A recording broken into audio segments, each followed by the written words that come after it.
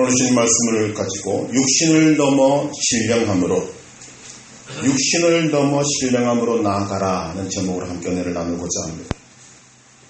하나님께서 우리에게 구원의 근거이자 인생의 만능 열쇠로 주신 것은 십자가 부활 그리고 성령입니다. 이 십자가 부활 성령은 예수님의 재림 때에 반드시 죽음을 이긴 능력으로 나타나게 될 것입니다.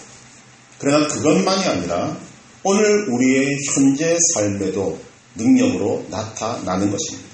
그런데 어떻게 나타나는가? 이것이 오늘 우리에게 주어진 중요한 문제이자 숙제이자 우리가 살아내야 하는 하나님의 뜻인 것입니다.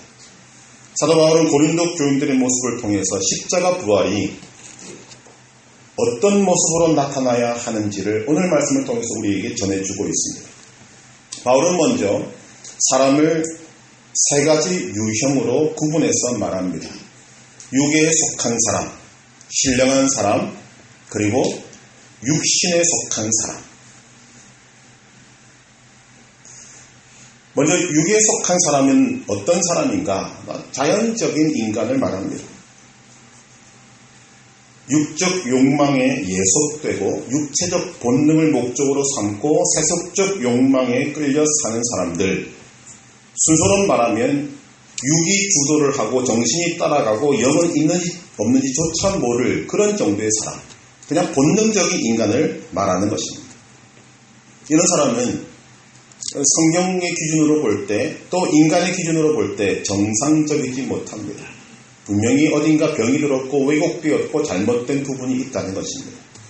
두 번째 바울이 분류하는 사람은 신령한 사람입니다. 영적인 사람, 영이 주도하고 정신과 이성이 따라가고 거기에 따라서 육체가 순종하는 사람, 우리가 흔히 말하는 성령의 사람을 의미합니다.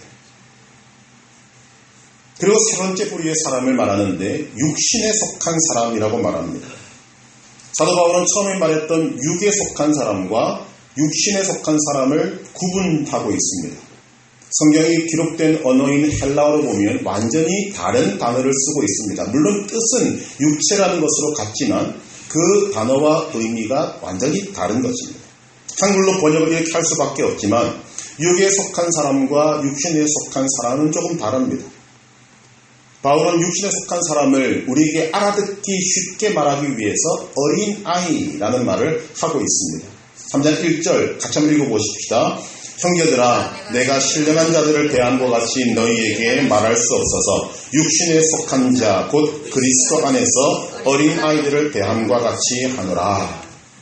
우리가 이 의미를 먼저 살필 필요가 있습니다. 주 예수 그리스도를 믿음으로 구원은 받았습니다. 그러나 아직도 어리다는 것입니다. 구원은 받았지만 하는 생각이나 말이나 태도나 삶의 자세나 모든 것이 아직도 육신에 속해 있다. 이것을 육신에 속한 사람이라고 말하고 있습니다. 이것을 이제 바울이 빗대어서 말하는 거죠. 육신에 속한 사람은 어린아이와 같은 사람이다. 무엇 때문에 그런가? 어린아이와 같다라는 의미를 5가지로 말씀드리고자 합니다. 첫 번째는 어린아이와 같다는 말은 기본적으로 시원찮은 모습입니다. 즉 자기 앞가림을 하지 못한다는 뜻입니다. 아이가 태어나면 핏덩이로 태어납니다. 분명히 사람입니다. 그러나 사람으로서는 굉장히 좀 부족한 모습을 많이 보이는 것입니다. 예를 들면 짐승은 태어나자마자 자기 힘으로 어미의 젖꼭지를 찾습니다. 기어이 어떤 방법을 사용하든 찾아서 입에 물고 빨기 시작합니다. 본능입니다. 살기 위해서 그렇게 하는 것입니다. 우리가 흔히 볼 수 있는 개나 고양이나 어떤 짐승도 다 그렇게 모습을 갖추고 있습니다. 네 발 가진 짐승은 태어나서 조금 지나면 자기 발로 섭니다. 그리고 또 조금 지나면 그 발로 걷기 시작합니다. 본능이라는 거죠. 살기 위해서 그렇게 할 수밖에 없는 것입니다. 그런데 갓난아기는 태어나긴 태어났는데, 사람으로 태어났는데 아무것도 못합니다. 자기 힘으로 엄마 젖을 찾을 수도 없고 갖다 주어야 겨우 빨아대기 시작합니다. 서는 것 거의 1년 동안 꿈도 꾸지 못합니다. 야생 같으면 금방 죽을 모습이라는 거죠. 분명히 사람인데 동물만도 못한 모습입니다. 자기 앞가림을 하지 못합니다. 여기에 첫 번째 바울이 말하는 어린아이와 같다라는 의미가 있습니다. 두 번째, 어린아이와 같다는 말은 자기 중심적이다라는 말입니다. 저는 이 말 참 자주 쓰는 것 같습니다. 갓난아기는 정말 이기주의의 끝판왕입니다. 자기밖에 모릅니다. 아버지도 모르고 어머니도 모릅니다. 집안 형편이 어려운지 좋은지 아무 상관도 없습니다. 자기가 제일입니다. 그리고 자기만 위해 달라고 합니다. 그 갓난아기가 여러분 스스로 설 수가 있습니까? 판단할 수가 있습니까? 아무것도 못합니다. 많은 사람들의 도움을 받아야 되고 독립하지 못한다는 거죠. 받는 것만 좋아합니다. 그 아이가 무엇을 줄 수 있겠습니까? 사람은 사람인데 아직도 우리가 흔히 말하는 사람의 세계에 발도 들이지 못한 모습. 그런데 그 중에 두드러진 것이 자기 중심적이다라는 것입니다. 이 모습을 바라보고 바울이 지금 굉장히 중요한 부분입니다만 어린아이와 같다. 이것이 육신에 속한 모습이다라고 말합니다. 우리 속에는 어른아이라는 말이 있습니다. 몸은 어른처럼 컸는데 속은 아이와 같은 모습. 별로 좋은 이미지는 아니라는 걸 알고 있습니다. 요즘은 이 자기중심적이라는 의미가 확대되고 확장되어져서 그냥 거의 최고를 이루고 있는 것 같습니다. 자기중심적인 것이 확대되니까 가족중심적이 되고 더 나아가니까 집단 이기주의가 되더라는 것이죠. 내 남편, 내 아내, 내 자식, 내 가족만 중요하다고 생각하니까 누군가 내 것을 건드리면 그냥 벌떼처럼 달려듭니다. 그러니 학교 선생도 아이들에게 훈육이 안 됩니다. 심지어는 군대 지휘관도 병사들에게 함부로 못 대합니다. 온라인 커뮤니티에 지난 5월 5일에 한 글이 올라와서 화제가 되고 있습니다. 지금도 되고 있습니다. 차주인 A씨가 올린 글입니다. 제목이 이렇습니다. 차를 긁었다는데 참 이상한 세상이네요. 어떤 내용인가 하면 차주인 A씨는 자기가 잘 타지 않는 차를 유료 주차장에 돈을 내고 보관하고 있었습니다. 그러던 중에 그 주차장을 한 초등학교 4, 5학년 정도 되는 아이가 지나가는데 우리가 말하는 그 쌀비 같은 그 비를 가지고 그 차를 긁은 겁니다. 심하게 긁었습니다. 그래서 이 소식을 그 주차장 관리 직원에게 이 차주가 듣습니다. 차에 흠집이 생겼다라는 전달받은 A씨는 이렇게 이야기를 하는 거죠. 그냥 좀 혼내고 돌려보내십시오. 그리고 대수로운 작게 넘어갔습니다. 근데 한두 시간이 지나고 난 다음에 이 관리 직원에게 전화가 왔습니다. 좀 오셔야 될 것 같습니다. 그런데 그 전화기에서 여성의 막 고함 소리가 막 들리는 거죠. 알고 보니 차를 긁어서 관리 직원에게 혼난 아이가 집에 가서 이 사실을 엄마에게 이야기하고 그 엄마가 격분해서 항의하러 찾아온 것입니다. 차주가 내려갔습니다. 그랬더니 뭐라고 이야기하냐. 이 차주가 말하는 거죠. 타인 재산에 피해를 줬으니까 잘못된 것은 가르치는 게 어른의 모습 아니냐. 내가 금전적 보상을 바라는 것도 아니고 그냥 잘잘못을 알려준 것뿐인데 왜 그렇게 화를 내고 욕을 하느냐 이렇게 이야기하는 겁니다. 그때 어머니가 뭐 어떤 말을 하는가. 차 흠집 낸 거 물러주면 될 거 아니냐. 보상해주면 될 거 아니냐. 왜 남의 귀한 자식인데 야단치느냐. 이 상황이 입증되고 막 욕을 하고 들려대니까 이 차주 A씨가 이렇게 이야기를 합니다. 제가 차주로서 관리 직원에게 혼내달라고 부탁드린 거니 제가 대신 사과드리겠습니다. 제가 생각이 짧아서 아이의 귀를 죽인 것 같습니다. 죄송합니다. 말씀하신 대로 차를 입고시키고 보상비 청구하겠습니다. 그리고 자신이 보관했던 차, 그 아이가 긁었던 차의 사진을 딱 올렸는데 차값이 2억 5천만 원짜리입니다.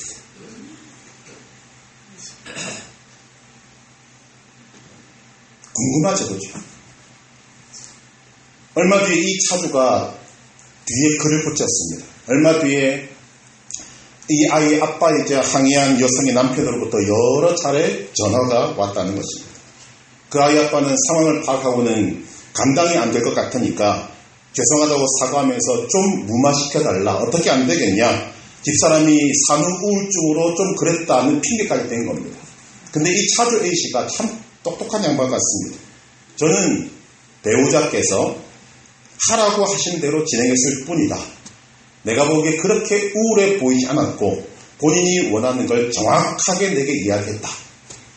처음에는 아이와 어른인 나의 문제여서 그냥 가볍게 넘어가려고 한 것인데 지금은 어른과 어른의 문제이기 때문에 나는 양보할 수 없다. 그래서 이 차주는 사건을 경찰에 신고하고 직영수에 넘겼습니다. 아직까지 그 결과를 듣지 못했습니다. 여러분, 제가 드린 이 내용이 오늘 지금 현재 일어나고 있는 우리의 현실입니다. 이런 일이 한두 건입니까? 어른의 모습으로 다가갔더니 내 새끼 건드린다고 욕을 하고 소위 난리를 부리는 이런 일들이 여러분 한두 건이 아닙니다. 비일비재하게 일어나고 있습니다. 이것이 바울이 말하는 어린아이의 모습입니다. 세 번째, 어린아이와 같다는 모습은 이해력이 낮다는 것입니다. 오늘 3장 2절에 바울이 뭐라고 이야기합니까? 내가 너희를 젖으로 먹이고 밥으로 아니하였노니. 원어는 정확하게 기록하고 있습니다. 젖은 젖이고 밥은 딱딱한 음식을 말하고 있습니다. 어린아이들은 젖을 마시오게 하고 부드러운 것을 먹이지 딱딱한 음식은 아직 씹지를 못하기 때문에 줄 수가 없습니다. 감당이 안 되기 때문입니다. 바울도 말하고 있습니다. 내가 너희를 젖으로 먹이고 밥으로 아니하였노니 이는 너희가 감당하지 못하였으니거니와 지금도 못하리라. 이해력이 수준이 안 되니까 내가 쉬운 말로 너희들에게 이야기할 수밖에 없다. 딱딱한 음식 먹일 수가 없다. 수준 높은 이야기, 정말 놀라운 믿음의 세계를 적나라하게 이야기해 줄 수 없다. 어린아이는 이런 것들을 가지지 못한다는 것입니다. 네 번째로 어린아이와 같다는 말은 통찰력이 좁다는 의미입니다. 깊은 세계를 이해하지 못한다는 것입니다. 쉽게 말하면 나무는 볼 수 있지만 숲을 보지 못한다는 것입니다. 눈으로 보는 세계도 좁고 손으로 만지는 세계도 좁고 생각하는 범위도 좁고 모든 것이 좁은 것이 어린아이와 같은 것입니다. 어떤 사람이 피아노를 연주를 하고 있다고 할 때 여러분 사람들의 반응은 다 다릅니다. 어떤 사람은 피아노 소리가 참 좋네 이렇게 말할 것이고 어떤 사람은 연주하는 사람이 연주를 참 잘하는구나 이렇게 말을 할 것입니다. 그런데 어떤 사람은 지금 저 사람이 연주하는 곡은 작곡자가 이런 사람이고 이런 것들을 생각하면서 작곡한 곡이다. 수준이 다르지 않습니까? 요즘 날씨가 여러분도 느끼시지만 참 좋습니다. 어떤 사람은 좋은 날씨를 보고 듣고 느끼면서 날씨가 좋네 이야기합니다. 어떤 사람은 그 날씨 속에서 자연의 아름다움을 발견하고 참 자연이 아름답네 라고 말하기도 합니다. 어떤 사람은 좀 더 구체적으로 들어가서 하늘은 어떻고 바람은 어떻고 구름은 어떻고 꽃이 아름답다 이렇게 이야기합니다. 그런데 어떤 사람은 하나님이 창조하신 세상이 참으로 아름답다. 뭐가 다릅니까? 통찰력이 다른 것입니다. 통찰력이 있어서 어른이 되어야 하는데 어린아이는 이 통찰력이 부족하고 때로는 없어서 항상 부분적인 것에 매이고 피상적인 것에 집착해서 더 깊은 것, 더 넓은 것, 더 높은 것을 보지 못하는 것입니다. 알지 못하는 것입니다. 이것이 어린아이와 같다라고 이야기합니다. 마지막 다섯 번째로 어린아이와 같다는 말은 구체화하는 능력이 부족하다는 것입니다. 적용 능력이 약하다, 실천, 순종이 약하다는 것입니다. 어린아이들은 배우는 것도 적지만 배우는 것을 구체화하는 능력도 굉장히 약합니다. 여러분 우리는 여기에 주목해야 됩니다. 오늘 우리도 이런 모습일 가능성이 높기 때문입니다. 우리는 매주마다 설교를 듣습니다. 일주일에 한 번, 두 번 설교를 듣습니다. 설교를 들으면서 하나님 말씀을 들으면서 나는 어떻게 해야 되겠다. 이 말씀을 듣고 가면 나는 내 삶에서 이렇게 적용해야 되겠다. 내일부터 이런 삶을 살아야 되겠다. 이렇게 나가야 되는데 구체화해 나가야 되는데 말씀을 실천해야 하는데 대부분의 사람들은 그렇게 하지 않습니다. 그렇게 하지 못합니다.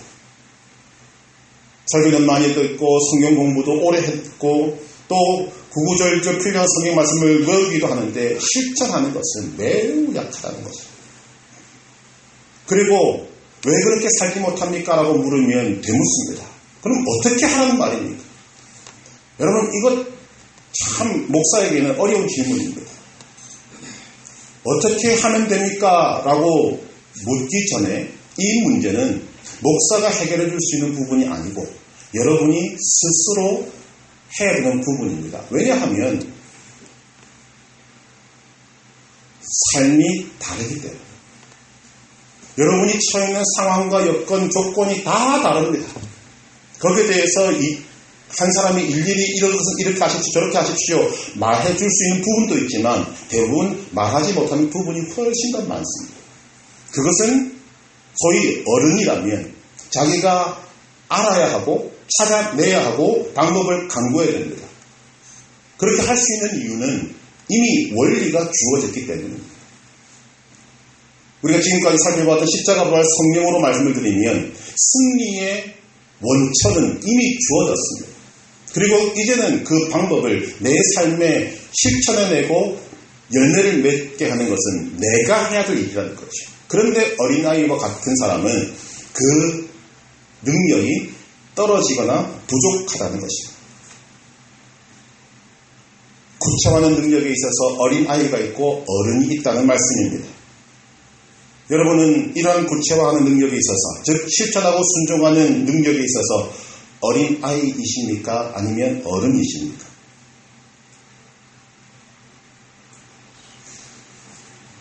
이것을 정리하면 어린아이와 같다. 이것을 사도 바울은 육신에 속한 사람이다 라고 말하고 있습니다. 자기 앞가림을 못합니다. 자기 중심적입니다. 이해력이 낮습니다. 통찰력이 좁습니다. 구체화하는 능력이 약하다는 의미입니다. 이것이 곧 육신에 속한 사람의 모습이다 라고 말하고 있습니다. 그렇다면 왜 사도 바울은 고린도 교인들을 향하여서 너희는 육신에 속한 자 곧 그리스도 예수 안에서 어린아이와 같다라고 했는가? 단적인 예로 바울이 오늘 본문에서 밝히고 있는 것은 시기와 분쟁 때문입니다. 우리 3절 같이 한번 읽어보십시다. 3절 너희는 아직도 육신에 속한 자로다. 너희 가운데 시기와 분쟁이 있으니 어찌 육신에 속하여 사람을 따라 행함이 아니리요. 바울이 말하고 있습니다. 너희는 아직도 육신에 속한 자다. 왜? 너희 가운데 시기와 분쟁입니다. 고린도 교인들 사이에 시기와 분쟁이 있는 이유는 그 중심에 어린아이와 같은 모습이 있기 때문입니다. 그것이 무엇인가? 정확히 말씀을 드리면 자기 중심적이라는 거죠. 자기 중심적이다라는 말은 자기밖에 모른다는 것이고 자기를 내세우는 것이고 자기를 자랑한다는 것입니다. 결국 이것은 소위 말하는 옛 사람의 속성입니다. 구원받기 전의 모습이라는 거죠. 자기를 부인하고 겸손한 것은 새 사람의 속성입니다. 자, 지금 고린도 교인들은 구원 받은 사람들입니다. 그런데 여전히 그들의 삶에는 구원받은 사람의 속성이 나타나는 것이 아니라 구원받지 못한 사람의 속성이 나타나는데 그것이 무엇으로 나타나는가? 시기와 분쟁으로 나타났다는 것입니다. 자기 중심적인 옛사람이 펄펄 살아있어서 지금 정말 평안이 넘쳐야 될 그 고린도 교회에 시기와 분쟁이 일어난다 하는 거죠. 구체적으로 무슨 말인가 하면 사절에 보면 어떤 이는 말하되 나는 바울에게라 하고 다른 이는 나는 아볼로에게라 하니 너희가 육의 사람이 아니리요. 시기와 분쟁이 어떻게 드러났습니까? 나는 바울파다, 너는 아볼로파다 라고 갈라졌다는 것입니다. 바울파 무슨 말입니까? 나는 바울이 고린도에 와서 전도를 할 때 내가 맨 처음 그 말씀을 들었고 내가 바울을 통해서 예수를 믿었다. 나는 바울이 전한 예수를 믿었으니까 내가 선배다. 너희는 아볼로가 와서 영접한 사람들이지 않느냐. 그러니 아볼로를 통해서 예수 믿는 너희는 우리보다 미치다. 이것이 바울파의 속성일 것입니다. 그럼 아볼로파는 뭐라고 이야기하는가? 바울은 고린도 교회를 세워놓고 떠났습니다. 그 교회 아볼로가 목회자가 되어서 이 고린도 교회를 지금 목회하고 있습니다. 아볼로가 뭐라고 이야기합니까? 비록 내가 너희들보다 뒤에 있기는 했지만 열심은 내가 훨씬 더 많다. 나는 지금 이 고린도 교회를 목회하고 있는 아볼로 목사님으로부터 설교를 받고 양육받고 있는 사람이다. 내가 실세다. 여러분 그 속에 보이십니까? 시기와 분쟁이 보이십니까? 자기 중심적인 게 보이십니까? 이렇게 지금 고린도 교회가 서로 사랑하고 화합하고 아름답게 평안이 흐르는 곳이 되어 있는 것이 아니라 바울파 아볼로파하고 시기하며 분쟁하고 있더라는 것입니다. 이것을 바라보고 바울이 말합니다. 너희는 여전히 육신에 속한 자로 어린아이와 같다. 유치하다는 것입니다. 이렇게 말하는 그들 바울파 아볼로파 속에서 뭘 볼 수 있습니까? 자기 중심적인 것, 이해력이 부족한 것, 통찰력이 없는 것, 구체화하는 능력이 없는 이런 어린아이와 같은 모습이 보인다는 것입니다. 이것이 육신에 속한 사람이다. 그렇다면 신령한 사람은 어떤 사람인가? 지금 바울은 우리에게 말하고 있는 것입니다. 이런 육신에 속한 사람을 벗어나서 신령한 사람으로 나아가라. 어린아이와 같은 모습에서 벗어나서 영적으로 어른의 모습으로 나아가라는 것입니다. 바울이 말하는 신령한 사람은 어떤 사람인가? 5절 같이 읽어보십니다. 그런즉 아볼로는 무엇이며 바울은 무엇이냐? 그들은 주께서 각각 주신 대로 너희로 하여금 믿게 한 사역자들이니라. 지금 바울이 신령한 사람들의 초점을 어디로 맞춥니까? 주, 예수 그리스도. 하나님에게로 시선을 돌립니다. 바울이면 어떻고 아볼로면 어떠냐? 이 두 사람의 주는 하나님이시다. 이 두 사람의 주는 예수 그리스도이시다. 왜 하나님을 생각하지 못하고 바울파다 아볼로파다 내가 크다 네가 크다 이런 유치한 소리들을 하고 있느냐 하는 것입니다. 자기 중심에서 벗어나라는 것입니다. 이해력을 좀 높이고 통찰력을 보라는 것입니다.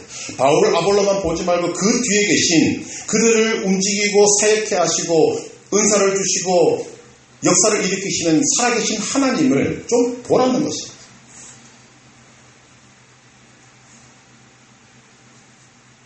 바울이냐 아볼로냐 할 것이 아닙니다. 바울도 아볼로도 다 하나님의 사역자입니다. 바울과 아볼로를 이렇게 쓰고 계신 분이 누구냐? 하나님이시다.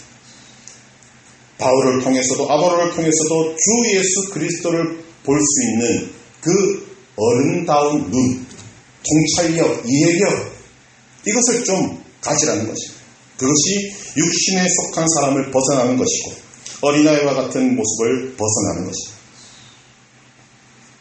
여러분 바울이나 아볼로가 고린도 교회에 얼마나 중요한 사람입니까? 그런데 이 바울과 아볼로가 중요한 이유는 예수 그리스도께서 이들을 택하셨고 예수 그리스도께서 이들을 사용하고 계시고 예수 그리스도께서 이들을 통해서 지금도 역사하고 계시기 때문입니다. 바울과 아볼로가 중요한 이유는 예수님을 빼고서는 결코 말할 수가 없다는 것이죠. 이런 통찰력을 갖고 있다면 내가 크냐 네가 크냐 말할 수 없다는 것입니다. 예수 그리스도를 바라보면 바울은 위대하고 아볼로는 시원찮은 사람이다 말할 수 없다는 것입니다. 엄밀히 말하면 기능이 다르고 사역이 다릅니다.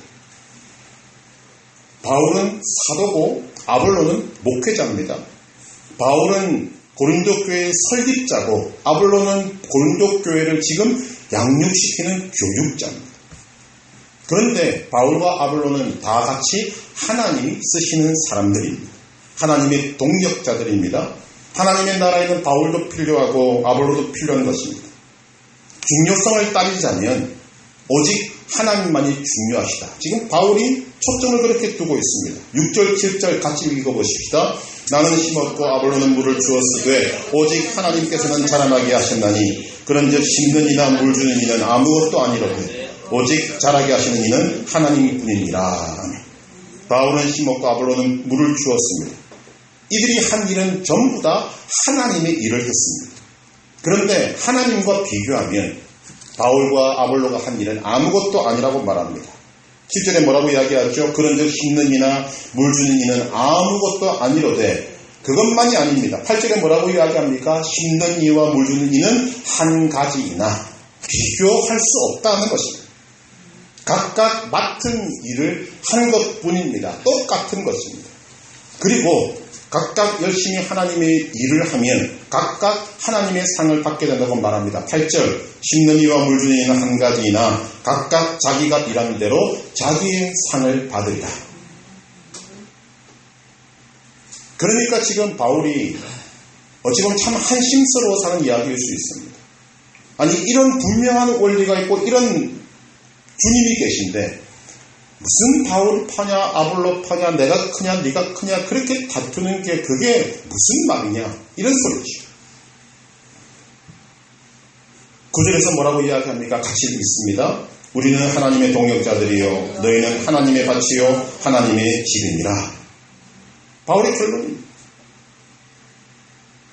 바울은 고린도 교인들을 향하여서 지금 이렇게 말하는 것입니다. 육신에 속한 자에서 벗어나 신령한 자로 나아가라.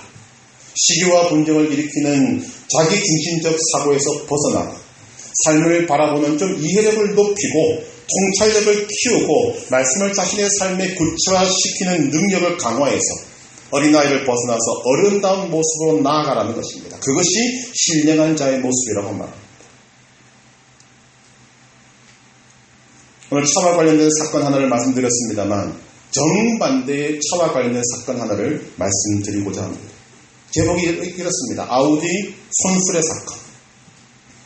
그건 10년도 더 된 이야기입니다. 2014년 7월의 어느 날 서울 양천구 신월동에 있는 시장에서 할머니와 손주가 끌던 손수레와 주차되어 있던 아우디 차량의 접촉사고가 있었습니다. 할머니와 손주가 손수레를 밀고 올라가다가 길가에 주차되어 있던 차량을 긁은 것입니다. 접촉사고가 나서 할머니는 어쩔 줄 몰라. 하늘에 봐도 비싼 차처럼 보이니까. 손주는 그런 할머니를 바라보면서 어쩔 줄을 몰라 하고 당황스러워합니다. 사람들이 모이기 시작하는데 이 할머니는 핸드폰도 없습니다. 그래서 모였던 사람들 중에 한 사람이 그 앞에 있는 전화번호를 보고 차주에게 전화를 합니다. 얼마 지나지 않아서 차주 부부가 내려왔습니다.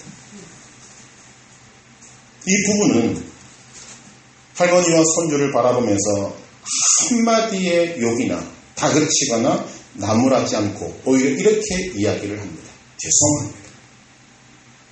우리가 차를 주차장에 주차하지 않고 도로변에 주차해서 통행에 방해가 됐습니다.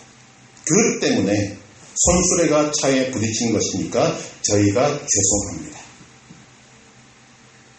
여러분 품격이 좀 느껴지십니까? 어른스러움이 느껴지십니까? 나중에 이 사건을 들은 아우디 회사 본사에서 이 아우디 차주를 찾았다고 합니다. 우리가 무상으로 보상해 드리겠습니다. 바울이 오늘 우리에게 말하는 모습은 분명합니다. 그리스도인은 믿음의 분야에서 우리 삶의 분야에서 어린아이를 벗어나서 어른으로 나아가야 합니다. 육신에 속한 자에게서 벗어나서 신령한 자로 나아가야 합니다. 지금 사도 바울이 바로 그것을 말하고 있는 것입니다. 육신에 속한 자를 벗어나 신령한 자로 나아가라.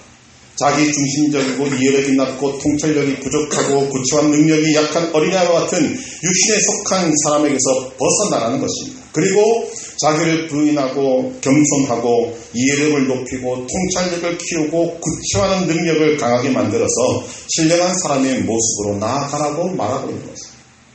그것이 우리가 걸어가야 될 길입니다. 이 신령한 사람이 특징 중에 하나가 무엇인가?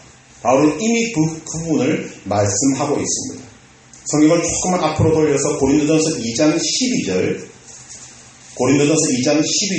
같이 읽겠습니다.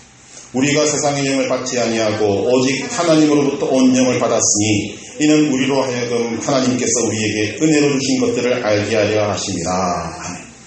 신령한 사람은 삶에 일어나는 모든 일들을 하나님께서 은혜로 주셨다는 것을 해석할 줄 아는 사람이라고 말합니다. 사건은 은혜로 해석하는 것입니다. 이 말은 여러분이 기억하시면 좋습니다. 사건보다 중요한 것은 해석입니다. 지난 수요일 예배 드리면서 이런 말씀을 드렸습니다. 우리가 느끼는 바와 같이 날씨가 갑자기 더워졌습니다. 주변에서 이 더위 때문에 불평하는 소리를 많이 듣습니다. 여러분 무엇을 느끼십니까? 날씨가 더워지니 더워 죽겠다. 빨리 겨울이 와야지 못 살겠다. 날이 왜 이 모양이냐 한다면 오늘의 기준으로 본다면 그는 육신에 속한 자. 신령한 사람은 덥다는 것만 보지 않습니다. 은혜로 모든 것을 해석합니다. 더워야 농사가 된다. 풍년을 위해서는 더위도 있어야 한다. 하나님이 필요해서 더위를 주셨지 않겠는가? 더위를 주신 하나님께 감사한다. 여러분 뭐가 다릅니까? 사건을 대하는 자세와 태도가 다릅니다. 폭과 넓이와 깊이가 다른 것입니다. 바울이 지금 말하는 바가 그것입니다. 신령한 사람은 나의 삶에 일어나는 모든 일들을 은혜로 해석할 줄 아는 사람입니다. 여러분 이것으로 자신의 수준을 알 수가 있습니다. 육신에 속한 사람은 매사에 불평합니다. 바람이 불어도 불평하고 비가 와도 불평하고 해가 나도 불평합니다. 추우면 춥다고 불평하고 더우면 덥다고 불평합니다. 그러나 신령한 사람은 매사에 은혜라고 말합니다. 이것도 은혜고 저것도 은혜입니다. 이렇게 깨닫게 된다는 것입니다. 그러니까 신령한 사람은 범사에 감사가 나오는 것입니다. 반찬이 많건적건 감사하고 먹을 수 있음에 감사하고 잠잘 수 있음에 감사하고 깨어나면 감사하고 모든 것에 감사하고 저는 바울이 고린도 교인들을 향해서 이렇게 육신에 속한 사람이다 어린아이와 같다라고 말하는 것을 들을 때 어떤 사람들이 떠오르냐면 출애굽한 이스라엘 백성들을 떠올리게 됩니다. 이스라엘 백성들은 하나님의 은혜로 종살이하던 애국을 탈출했습니다. 홍해 바다를 건너서 광야에 도착했습니다. 명백하게 구원받은 것입니다. 그리고 그 광야에서 구름 기둥, 불 기둥의 인도와 보호를 받았습니다. 조상들이 생각지도 못했고 알 수도 없었던 만나와 메추라기를 그 광야에서 먹었습니다. 반석에서 나온 물을 마셨습니다. 한마디로 구원받고 말로 닿을 수 없는 구원의 풍성함도 누렸습니다. 그런데 이스라엘 백성들은 그 광야에서 40년 동안 불평했어요. 구원받지 않은 것이 아닙니다. 구원받았습니다. 그럼에도 불구하고 그들의 삶에는 불평이 떠나지 않았습니다. 그것이 뭔가? 지금 바울이 육신에 속한 사람이다. 어린아이와 같다라는 거죠. 하나님은 빨리 우리가 이런 모습에서 벗어나서 신령한 자로 나아가라고 말합니다. 육신에서 벗어나서 신령한 자로 나아가기 위해서 우리에게 필요한 것이 무엇인가? 말씀과 기도와 성령입니다. 지금까지 우리가 말씀 나눈 것과 똑같이 말씀드리면 십자가 부활 성령입니다. 잠언 9장 10절 여호와를 경유하는 것이 지혜의 근본이요 거룩하신 자를 아는 것이 명철이니라. 여러분 모든 지혜의 근본이 어디 있습니까? 하나님께 있습니다. 그 하나님의 지혜가 가장 잘 취합된 것이 말씀입니다. 이 말씀이 가장 엑기스만 추리면 뭐가 나옵니까? 십자가 부활이 나옵니다. 결국 십자가 부활이 오늘 우리에게 생명이나 마찬가지라는 것입니다. 뿐만 아니라 마가복음 9장 28절 기도 외에 다른 것으로는 이런 종류가 나갈 수 없느니라. 말씀과 기도 그리고 무엇보다도 성령이 필요합니다. 고린도전서 2장 12절에서 사도 바울이 뭐라고 이야기합니까? 우리가 세상의 영을 받지 아니하고 오직 하나님으로부터 온 영을 받았으니 이는 우리로 하여금 하나님께서 우리에게 은혜로 주신 것들을 알게 하려 하심이라. 우리는 하나님으로부터 온 영을 받았다. 성령을 받았다. 그 성령이 우리로 하여금 어른다운 신앙의 모습으로 만들어 준다는 것입니다. 그러나 그냥은 안 됩니다. 말씀과 기도를 바탕으로 성령님과 교제하고 성령님의 말씀에 귀를 기울이고 성령님의 인도하심에 따라서 우리가 순종하면 자기 중심적인 것에서부터 벗어날 수 있고 이해력을 높일 수 있고 통찰력을 키울 수 있고 하나님의 생명의 말씀을 자기의 삶에 구체화시킬 수 있습니다. 그 결과가 무엇인가? 모든 것이 내게 은혜다라고 해석할 수 있게 된다는 것입니다. 그러니까 어떤 것이 나옵니까? 범사에 감사가 나오고 더 나아가서 고난 속에서도 감사가 나옵니다. 시편 119편 71절 고난당한 것이 내게 유익이라 이로 말미암아 내가 주의 율례들을 배우게 되었나이다. 그냥 나온 말이 아닌 것 우리는 알아야 합니다. 로마서 8장 28절 우리가 알거니와 하나님을 사랑하는 자 곧 그의 뜻대로 부르심을 입은 자들에게는 모든 것이 합력하여 선을 이루느니라. 말씀과 기도, 성령 안에 있으면 우리에게는 이런 안목이 생깁니다. 이런 깨달음이 있습니다. 이런 놀라운 믿음의 세계가 있음을 압니다. 그러니까 눈앞에 어려움이 있어도 고난이 있어도 걱정, 의심, 염려하지 않습니다. 낙심하지 않습니다. 절망하지 않습니다. 하나님께서 이 모든 것들을 다 하나님의 자녀인 나, 예수 그리스도의 생명과 맞바꾼 나를 위해서 유익하게 만드실 줄 아는 그런 안목이 있기 때문에 감사할 수 있는 것입니다. 그것이 신령한 자입니다. 오늘 우리가 주님 앞에서 여전히 어린아이와 같은 모습으로 있다면 그것을 주님 앞에 회개해요. 아무렇지도 않게 살아왔습니다. 그냥 기분 나쁘면 욕하고 기분 나쁘면 기분 나쁘다고 이야기하고 조금만 내게 불편하면 짜증내고 살아왔던 우리의 삶.